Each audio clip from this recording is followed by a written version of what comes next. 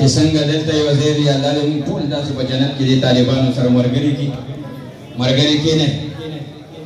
دعا به کېږي انشاءالله زموږ مېلمانه به هم راغلي د مېلمنو خیال خصوصي وساتئ دا کوم ملګري دي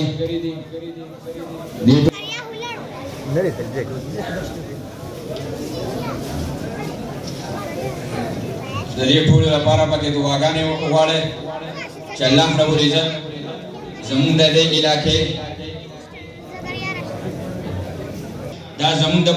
بیمارانو دپاره ذریعه الله د شفا وګرځي د قیدیانو دپاره د رها وګرځي د پریشانو والا دپاره د خوشحالۍ وګرځي الله د چا چې څه پریشاني ده څه مشکلات دي ویلی نشي